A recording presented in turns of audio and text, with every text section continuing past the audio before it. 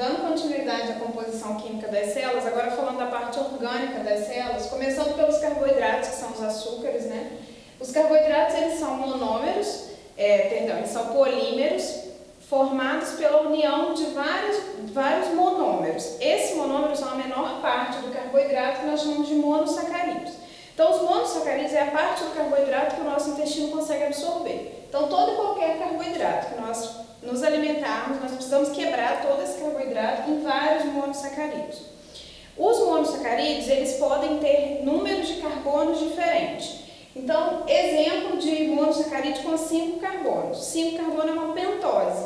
Então, exemplo, nós temos a ribose, que faz parte do RNA, e a desoxirribose, que faz parte da estrutura do DNA.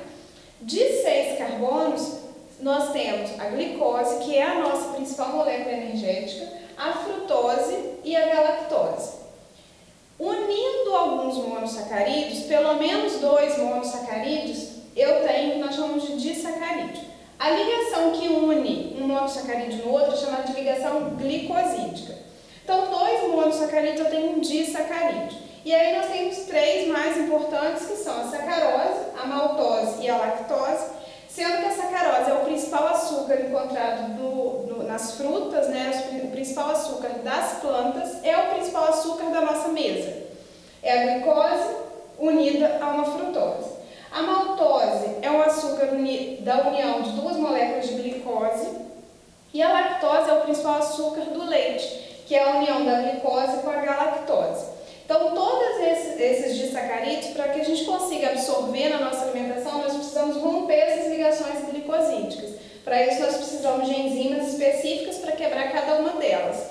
A lactose é um açúcar bastante abundante, né, e bastante presente na nossa alimentação por conta da alta ingestão de leite, e isso torna bastante importante a presença de uma enzima chamada lactase. Então, pessoas intolerantes à lactose não conseguem quebrar essa molécula, portanto, elas não conseguem absorver a lactose. A união de muitos monossacarídeos nós chamamos de polissacarídeos ou carboidrato propriamente dito.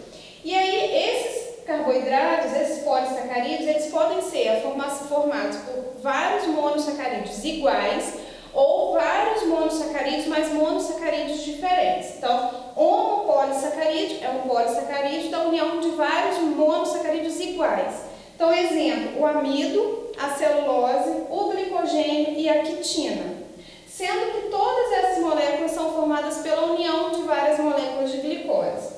O amido é o principal carboidrato de reserva das plantas. Então, a planta que produz muita glicose durante o processo de fotossíntese, ela vai estocar esse açúcar na forma de amido. Isso ela vai estocar na raiz, ela vai estocar no caule. A celulose é um carboidrato estrutural das plantas, então está presente em toda e qualquer parede celular vegetal. O glicogênio é a nossa reserva de carboidrato, é a nossa reserva de glicose, produzida então logo após uma refeição. Então, quando você ingere muito carboidrato, você ingere muita glicose, essa glicose que não for utilizada, ela vai ser unida, formando a molécula de glicogênio que vai ser estocada ou no fígado e no músculo. A quitina é um carboidrato estrutural presente na parede celular dos fungos, certo? E também compõe o exoesqueleto dos artrópodes. Exemplos de heteropolissacarídeos, nós temos a heparina, que é um anticoagulante presente numa das nossas células de defesa, nos mastócitos, e o ácido hialurônico, que faz parte da constituição de alguns tecidos, como o nosso tecido conjuntivo.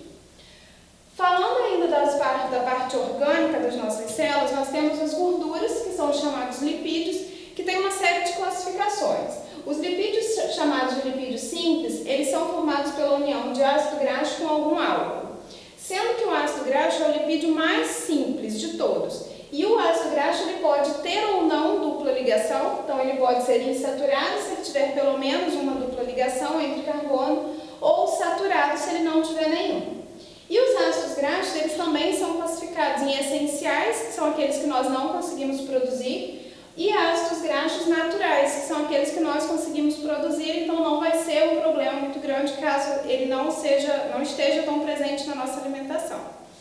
Os lipídios simples, eles são classificados em glicerídeos e em cerídeos, sendo que glicerídeos é a união de um ácido ao glicerol, no caso o álcool é o glicerol.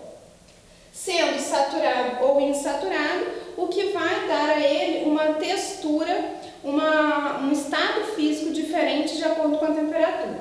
Então, quando o glicerídeo é saturado, ele é mais sólido em temperatura ambiente. E isso compõe a gordura presente em muita abundância no nosso tecido adiposo. E os óleos, que são o glicerídeo insaturado, onde os óleos em temperatura ambiente eles são mais líquidos. E eles são bastante importantes em reserva de energia dos vegetais, como as sementes oleaginosas. No geral, os lipídios eles têm como característica a baixa solubilidade em água, e isso faz deles moléculas bastante importantes para a reserva de energia. Os cerídeos, que são outros tipos de lipídios simples, nós temos como exemplo a cera, que pode ser encontrada na superfície de folhas vegetais, e também pode ser encontrado na formação de colmeia de abelha, por exemplo. Independente do tipo, a cera, tanto na folha quanto no caso da colmeia das abelhas, tem como função a impermeabilização dessa região, protegendo então contra uma desidratação. O cerume também é um exemplo de cerídeo, presente então nos nossos ouvidos também como forma de defesa.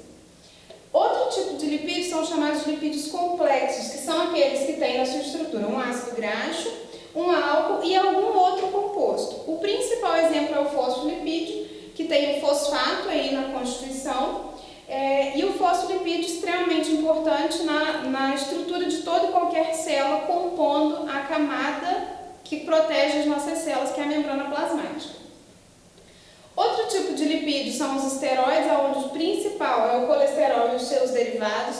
Então, o colesterol ele é encontrado somente em membrana plasmática animal. E o colesterol, ele também tem bastante importância na produção de alguns hormônios, né, sendo usado como precursor de alguns hormônios e também como precursor de algumas vitaminas. Devido à sua baixa solubilidade, ele não é transportado livremente pelo nosso sangue, então havendo a necessidade de transportadores, como o HDL e o LDL. E por último, o lipídio, que tem pigmento, que são lipídios mais pigmentados, que participam do processo fotossintético, que são chamados carotenoides, onde o principal exemplo é o caroteno, que é o precursor da vitamina A, que é muito importante na formação de uma estrutura presente na nossa vista, na nossa visão, né? Participa da formação da imagem em ambientes com baixa luminosidade. Então, uma deficiência de caroteno pode justificar uma deficiência de vitamina A, que pode justificar uma doença chamada cegueira noturna.